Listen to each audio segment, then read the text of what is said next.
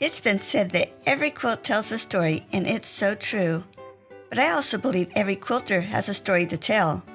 I wanted to hear about the people behind these wonderful quilts and thought you'd enjoy hearing about their lives also. Welcome to A Quilter's Life.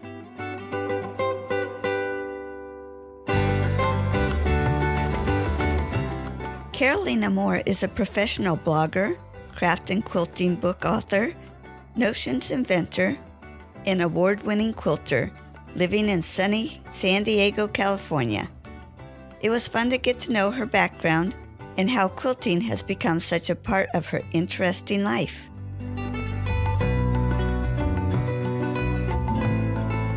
It's great to have Carolina with me today on A Quilter's Life. Hi there, thanks for having me. I'm so glad that you're here with me today. Let's start with, where were you born and raised? So I was actually born in the Netherlands. We moved to the U.S. when I was a little less than a year old, and I grew up mostly in a little desert town in Southern California called Ridgecrest. As a teenager, we actually moved back to the Netherlands, which is Holland, for a couple of years. And then came back to California. I did my undergrad up in San Jose and got a degree in advertising. Got married. My husband and I moved to Las Vegas when we had our kids, and now we're in San Diego. So all over the place. Wow. How fun to get to go back to the Netherlands during your teenage years, so you got to experience that. It was definitely interesting. Dutch is my first language because my mom spoke Dutch with us at home, but English is a very close second. And when I was about 7, we stopped speaking Dutch in the home because I had a sibling who had trouble with speech. And my parents said, well, we live in the US and we're planning on staying here. So let's make it easier for him. Instead of trying to struggle through 2 languages, we'll just switch to the one that is going to be our main language, which is English. So at 7, we stopped speaking Dutch in the home. And then at 15, I go back overseas and a lot of the language was still there, which was fascinating and interesting. But it was all like my parents' version of the language. So I didn't know any of the swear words, but I picked those up pretty quick. It's amazing how quick children can pick up things. Yeah, well, and if you have it there, there's so many things that are like riding a bike. Like, you haven't done it in so long, but once you pick it up, yeah, you get right into it pretty quick. Neat. Do you have a special childhood memory? I have a pretty good memory of all things, which sometimes freaks some of my friends and family out. And I say, remember that time when, and I can get into really weird specific details. And who knows, maybe my mind is just making those up, but nobody else remembers. So as far as I'm concerned, it's total fact. But probably my biggest memory related to quilting was I actually started quilting when I was 12. And we were living in that desert town in Southern California. And we had family living in San Diego, which any big quilting fan from the 80s knows that Eleanor Burns was in San Marcos, still is in San Marcos, which is a little bit north of San Diego. It's here in San Diego County. And so my mom sent me to a kids quilting camp for my 12th birthday. How fun. With Eleanor Burns. And she wasn't the actual teacher of the class, but she had a couple of her staff members who were teaching. And on the very first day, in the very first hour, I cut my finger open with a rotary cutter. Oh, no. And we called my aunt, because I was staying with my aunt, who was the one here in San Diego. She had to leave work and come pick me up. And while I was waiting for my aunt to come pick me up so that I could get 2 stitches, Eleanor Burns, she sat with me and she chatted with me. She's lovely. Anyone who's watched any of her stuff, she's just a true quilting treasure. Years and years and years later, I was teaching a class at an event where she was also teaching. And I had a break, so I was able to take one of her classes. And I sat in her class and I watched her do her thing. And she's a pro on every level. During, the time when everyone was sitting and sewing, after she showed everyone what they needed to do, she was coming around and autographing books and just chatting with people. And she came to autograph my book. And I said, I don't know if you remember me, but, all these years ago, I was in your class. And she still remembered me. And so did her staff who had been teaching that class. I bet that really scared them when you cut your finger. Well, it scared me. I still remember because I want to say the woman's name was Marty. And she said at the very beginning of the class, like during introductions, I faint at the sight of blood. So if you cut yourself, call for anybody but me.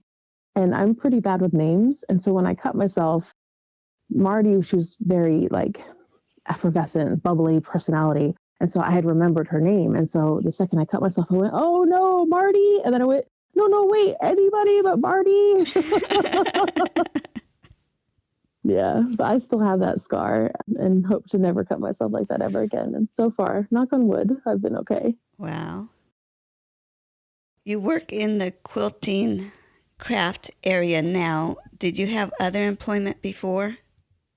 I did. So I got my degree in advertising while I was still in college and right after college. I actually was a cocktail waitress at a pool hall for a while, and I worked as a teller at a bank for a while. I worked as a waitress in a restaurant.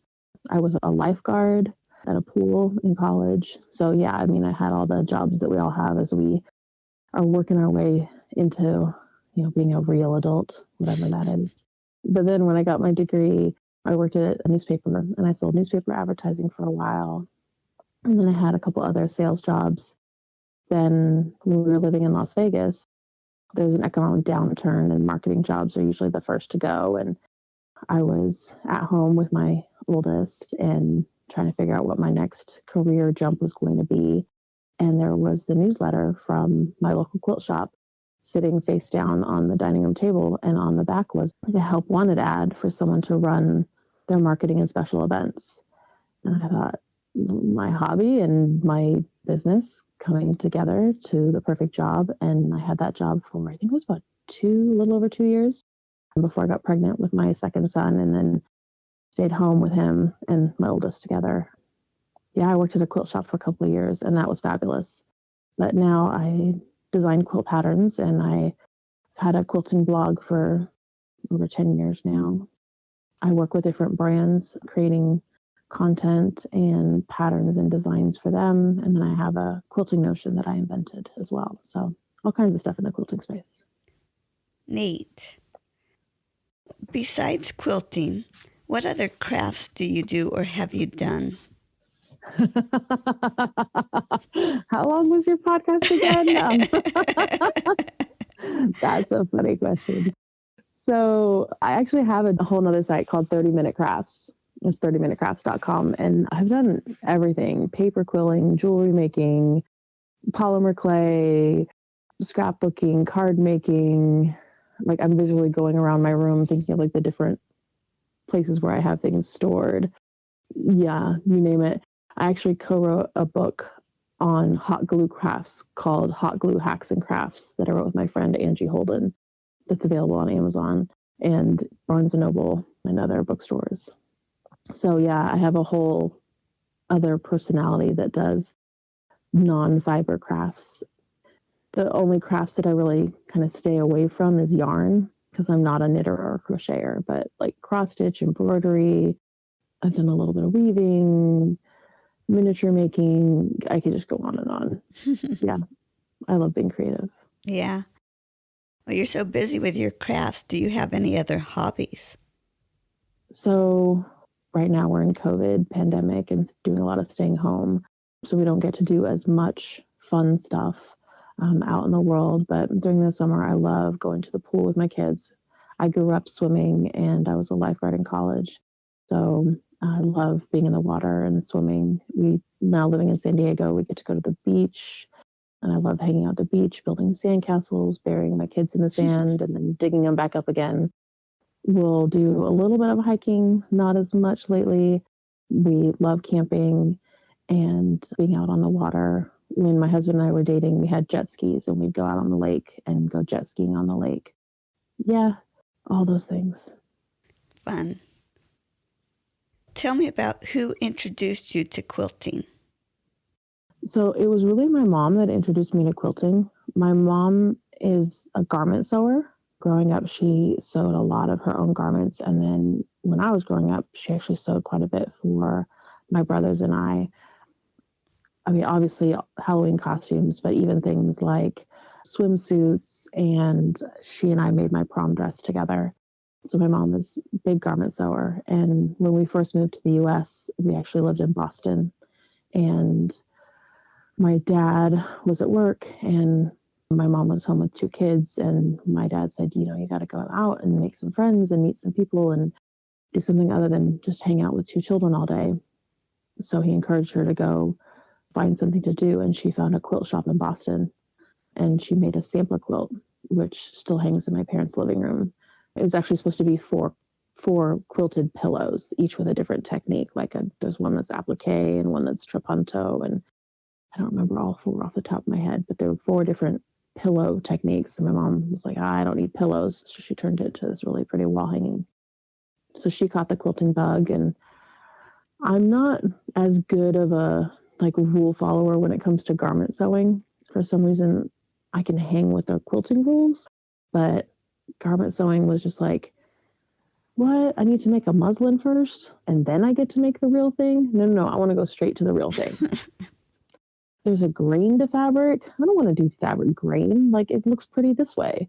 So, yeah, I really jumped in on the quilting stuff. And then my mom, being a very smart woman, knew that as a preteens know that their moms know nothing.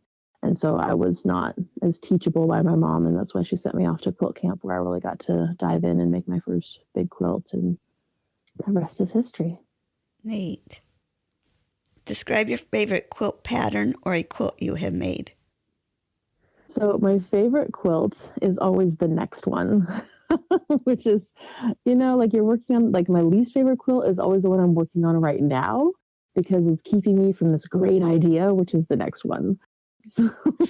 That's interesting. The next one. Yeah. I'm always looking forward to the next one. Right now, I'm working on a scrappy heart quilt that has been taking a really long time. Usually I'm able to sit and sew for a big chunk of time, and I haven't been able to do that lately. So I'm making it in an hour here and an hour there. And the darn thing's just taking too long. So you said your favorite one would be your next one. What's in your mind to do next? So the next one I need to work on is my Ruler of the Month quilt.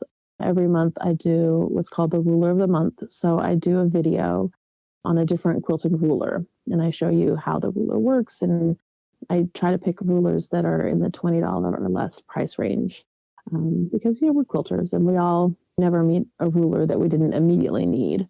But knowing how to use it and how to make a quilt with it is another story. So it's a moderately priced ruler. I show how it works, what you can make with it, and then I design a quilt pattern with it. And for the first month that quilt pattern is out, it's free on my site. And once the next Ruler of the Month quilt is up, then the previous one goes into my shop. And so it's still available, but for purchase. So people who are following me regularly and who get my email list, they'll get the pattern. But people who aren't as on it, it's still available. Absolutely. But that way you get to try out different rulers, and it gives you an excuse. And it's amazing how many comments I get from people who say, oh, I've had this ruler forever and I just never had a quilt to make with it. Oh, yeah. I'm sure we all have those rulers. Do you have a favorite color palette? So I'm really lucky that I get to work with Art Gallery Fabrics. They do such a good job of trending colors. It's hard to mess with their color palettes because they're already so on point. I tend to be a person who likes blues, but I also had a love affair with fuchsia lately. So fuchsia and aqua, I love that color combination. But if I had to pick one color to go off into the sunset with, it would be all the blues. And it might be because I'm a Dutch girl that goes into that Delft's blue, that blue and white combo. Do you have a favorite tool that you use? So I actually invented a quilting notion. So obviously that has to be my favorite, right? So I started quilting when I was 12, and I've been quilting a really long time. I'll turn 41 next month. What's funny is the moment that my eyeballs turn 40, they stop seeing close up as well. And that's really frustrating with the things that we do. I do a lot of English paper piecing, but also being able to see all those markings on the ruler. Because if you can't cut your fabric accurately, there's no way it's going to get sewn accurately and on them. It extends the issues, right? the first step is to get your fabric cut accurately. So I reached out to the Gypsy Quilter, which is part of Checker, and said, hey, I have this idea for a magnifying lens that you can stick on quilting rulers so that you can see the lines better and you can see where your fabric lines up with those lines better. And we talked it through and they thought it was a great idea and it went into production. And so the Gypsy Quilter makes my spot on dot. You've probably seen it in quilt shops. It's carried in lots of quilt shops, even internationally. And it's a set of 2 magnifying dome lenses that have a reusable adhesive on the back that you just wash it with soap and water. And if it gets all lint covered, as things do in our sewing rooms, so you just wash it with some soap and water and it sticks right to any of your acrylic rulers. So you don't need specialty rulers or any different rulers. The rulers you already have, you stick it on there. You can see those lines better. You can cut better. Then when you need it in a different spot on your ruler, you just pick it up and stick it down on the next spot and you're good to go. How cool. I saw you using those in your videos, but I didn't realize you had come up with the idea. Yeah, it's my spot on dot. My name is actually on the box. Neat. Kind of fun. So what's your favorite part of the quilting process? My favorite part of the quilting process is that aha moment. Because like you get an idea in your head and then you see these fabrics and then you like in your head, you kind of see the fabric and idea come together and you have this hope for how it's going to look. And when all the blocks are finally all put together and you do that final press and you get to hold it out and you see how the fabric is actually playing together with a pattern, it's that, oh, yes, it is like it was in my head, or, oh, it's even better than in my head, or, oh, I didn't have that in my head at all. But it's that moment of where something that used to live only in my brain now lives in the real world. That's my favorite moment. Yeah. My fun question now. What was your worst quilting experience? What was my worst quilting experience? I'm trying to think. Like, I mean, I cut my finger open, but I mean, that to me at this point, because it was so long ago, was just like a funny quilting experience. That's a pretty bad one, though. Well, it was pretty early on and I learned my lesson and now I'm good to go. I don't know. I think that I get out of what I put into things and I try to put a lot of positivity into things. And I think we've all had experiences where like we've come across someone who has nominated themselves the chief of the quilt police and is going to say, well, you should do it this way or you should do it that way. And obviously, when I was in my 20s and I walked into quilt shops, sometimes there were times when they said, where's your mom? No, I'm here on my own and I'm a quilter in my own right. Those experiences, they just happen. But overall, like the quilting community is really one of the most amazing and generous communities ever. I still remember the first time I taught a quilt class. It was a block of the month at the quilt shop that I was working at. And they needed someone to make the sample and no one was stepping up for that. And I said, okay, I'll make the sample, but you don't want me to teach the class because I think I was barely 30 at that point.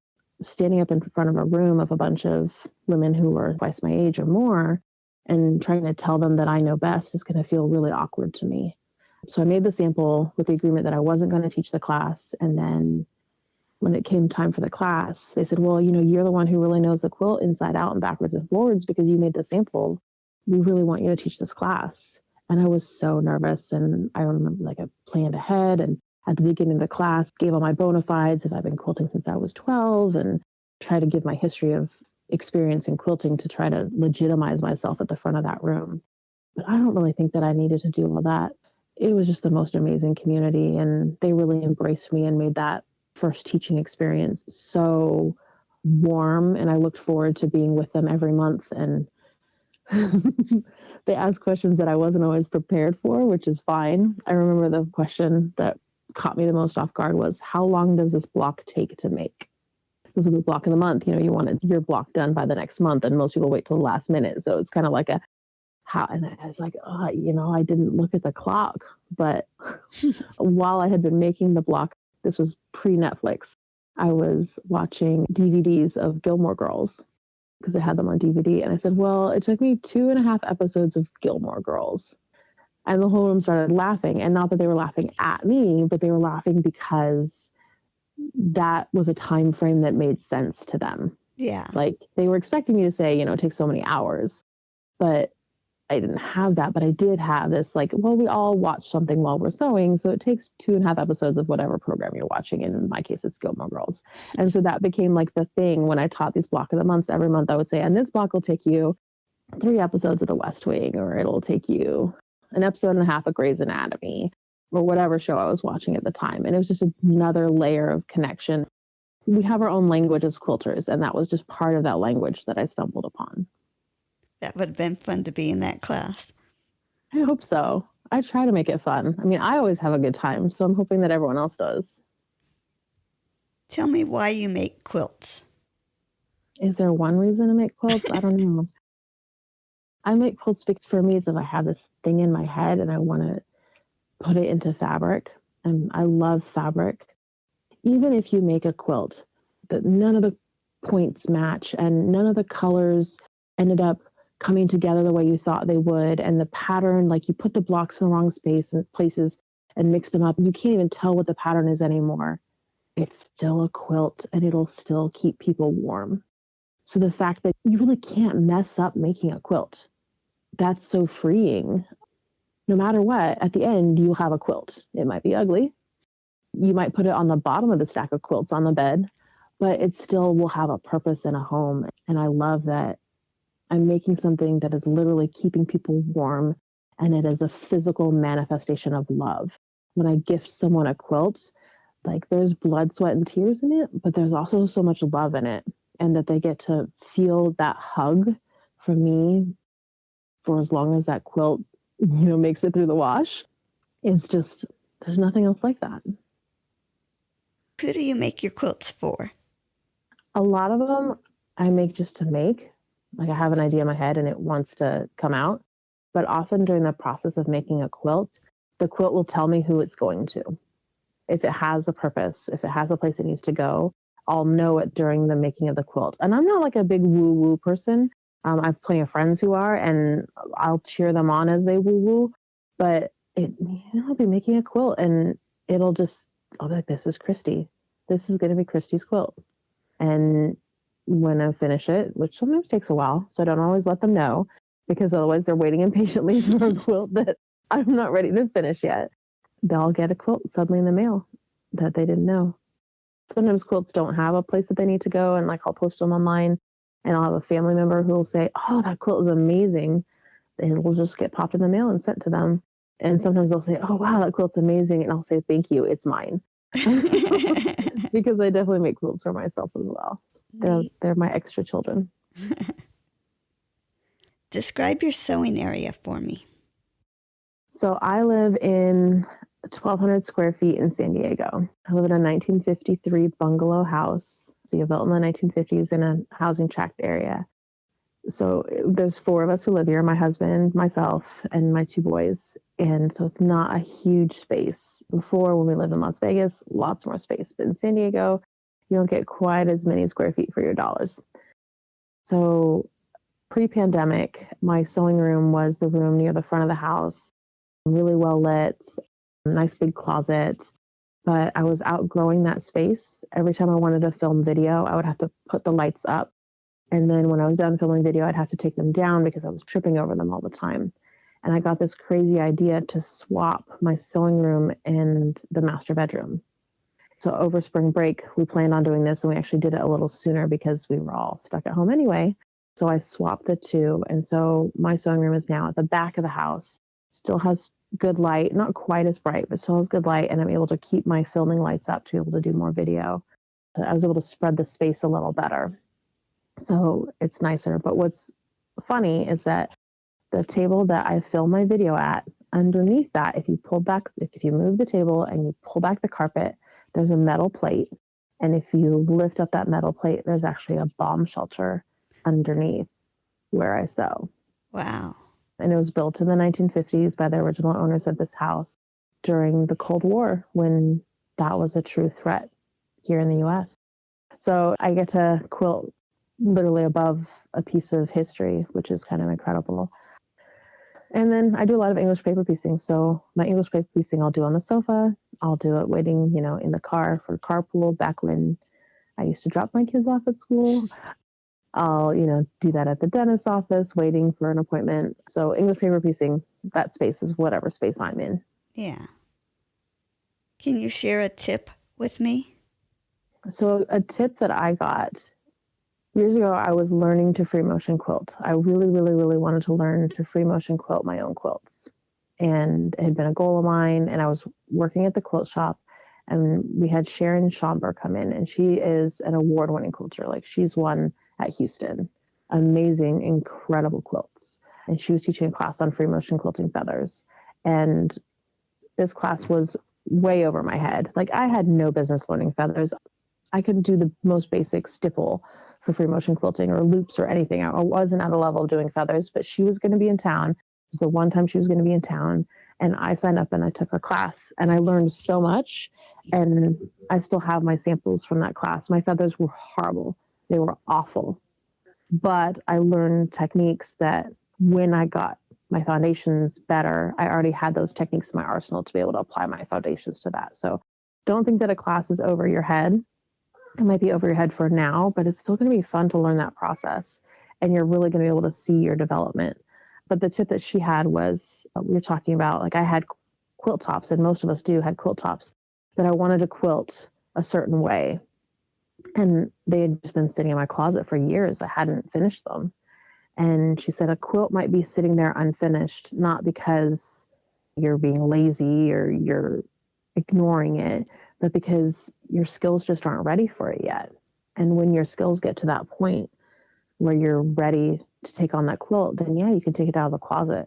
But you don't need to fight with it. You don't need to fight with your UFOs. Sometimes they're just waiting for you to catch up to them. That's a great tip. It takes a lot of the pressure off. I mean, quilting is a hobby. This is fun. When you start putting all that pressure on yourself, like I have to, I need to, I must, it takes the fun out. I had so many UFOs piled up. And when I became an Art Gallery Fabric socialite, I switched to only Art Gallery Fabrics. So I took every single UFO in my closet that wasn't made with Art Gallery Fabrics, and I gave them to my quilt guild for their charity projects. And they got distributed out over time. And I saw people take blocks that I was never going to finish, and they turn them into charity quilts. And so these things that had just been sitting in my closet that I wasn't ever really going to get to, but I felt like I had to because, I started them. I have to finish them. No, maybe it's not your job to finish it. It's Marie Kondo. If it's not bringing you joy anymore, let it go. It brought me joy at the time. I loved piecing those blocks, but the thought of turning them into a quilt it wasn't going to bring me joy. Okay, bring it on to the next person. She actually posted on Instagram that she had these blocks that she got from the guild, and she pieced them and she free motion quilted them, and it brought her so much joy. I could have never done that in my closet. Mm-hmm. Plus, I freed up all that space in my closet for new quilting stuff. Yay. Everybody wins. Yeah. Love those win-wins. Yes. Let's talk about your businesses for a little bit. Sure. We've already talked a little bit about your 30-minute crafts. Mm-hmm. And you also have Always Expect More. Mm-hmm. And you have a YouTube channel. Mm-hmm. And you have Carolina Moore Patterns. Yep. Any others? That I'll admit to.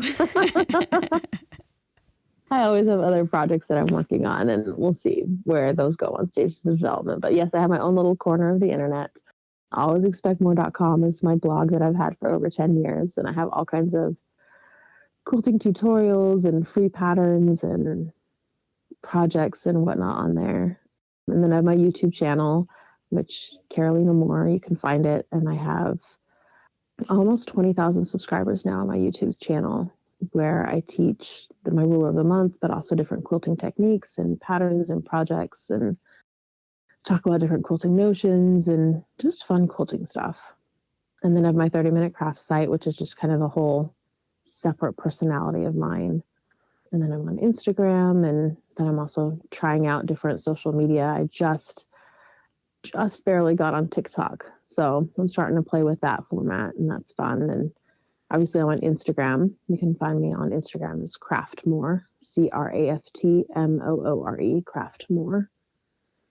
But yeah, it's so much fun that I can connect with people all over.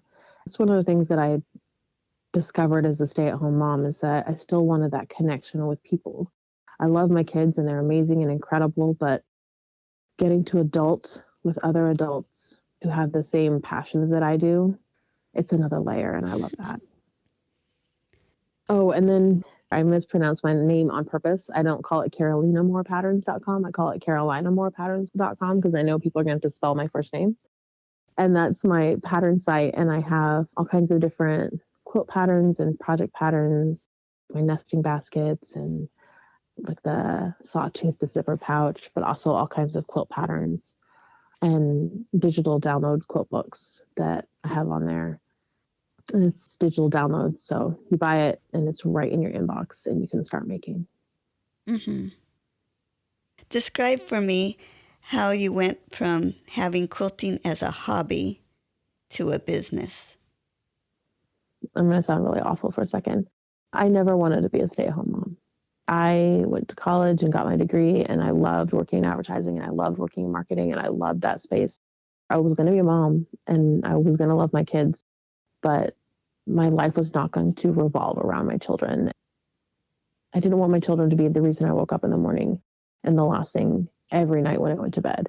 They definitely are always on my heart, but I just, I don't have the spirit to be able to be a stay-at-home mom. And my friends who do are just, they're just way better people than I am. I was looking at my future. Yeah. Stay-at-home mom was crossed off that list. It was never even written on the list. It wasn't part of the list. It wasn't part of the plan. But men plan, God laughs. Women plan, God says, gosh, you know better. So I should have known better. And just the way that my life came about was the right decision for my children was for them to have a parent at home. Just the way. I had a child in daycare and another child on the way, and my child in daycare was not doing well in daycare. He wasn't thriving in daycare. They weren't able to meet his needs the way a mom can, because no one is ever going to love your kids the way that family will. If maybe we had a grandma close by that could have watched the kids, that might have been an option, but it wasn't because we didn't. No one's ever going to love your kids like family. And for a kid who is struggling in that situation, and some kids thrive in daycare, but mine specifically wasn't. And so I had to make the choice. And as a mom, I was lucky enough to have the choice between staying at home or having him in daycare. And since I did have that choice, the choice did need to be, as far as I was concerned, to stay home with him and with the baby that was on the way. And so I became the stay-at-home mom. But, you know, there's nap times.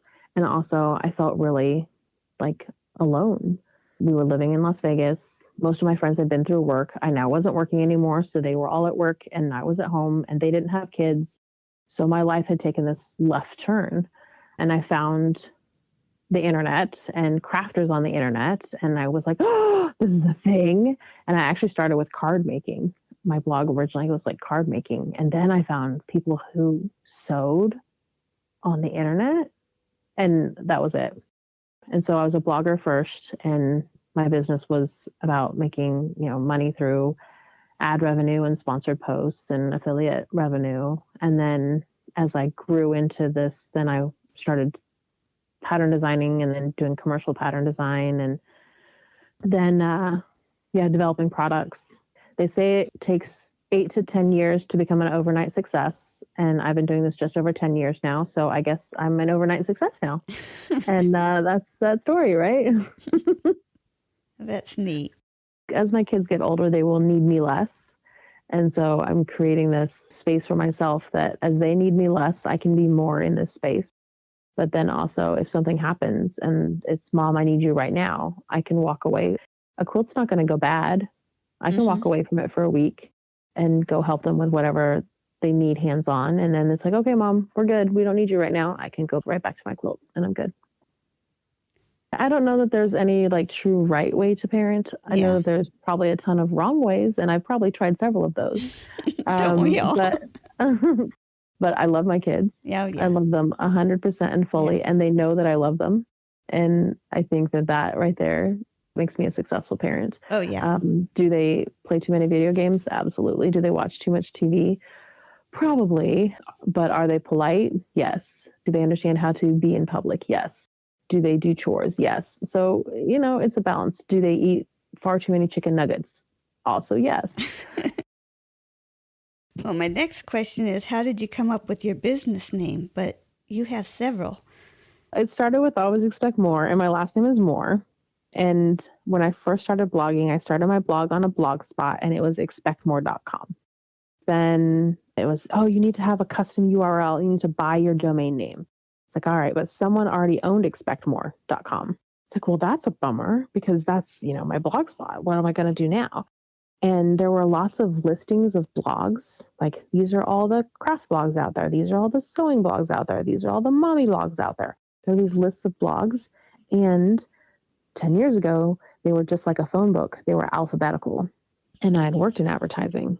And if you're going to have a business and you're going to be in a phone book, you want your business name to start with an A, which is why there's so many Acme whatevers. Mm-hmm. Because if your business name starts with an A, then if you look at under plumbers, the Acme plumbers are going to be the first plumbers listed. So I turned Expect More into Always Expect More, because then I would be at the beginning, the top of these lists of sewing bloggers alphabetically. Right. I didn't earn it. I wasn't the best sewing blogger out there, but alphabetically, I was at the top because that I could control immediately. And so that's why I'm Always Expect More. You mentioned Dutch was your first language. Could you say a quilter's life in Dutch for me? Het leven van een quilter. Thank you. You're welcome. I had to think about it a bit. My Dutch gets rusty. Was there anything else you would like to share with me? It's always so fun to chat quilting with somebody. Mm-hmm. Quilters are really the best people. Really. Yeah. Who else do you know that's going to spend $100 on fabric and then days of their time making something just to give it away? There's nobody out there like quilters. I love that I get to be part of this community. I love that I get to teach new quilters and bring them into the fold of our lovely quilting cult that we have here. I'm so thankful that I get to be here and be part of this. And thank you so much for having me. This has been a really fun chat. And if anybody out there is listening and they want to reach out to me, I'm mostly nice and I have yet to bite anybody since infancy. But since getting my adult teeth, there is no record of me biting anyone anywhere. Feel free to reach out because I love chatting with other quilters. It's really fun. And then on the page that you'll have on your site, we'll have the links so that people can sign up for my newsletter or find me on social media or reach out to me, find my blog and see the different things. And hopefully they can come hang out with me because I think that's fun. Yeah. Thank you so much, Carolina. Thank you so much for having me. This was really fun. Bye. Bye-bye.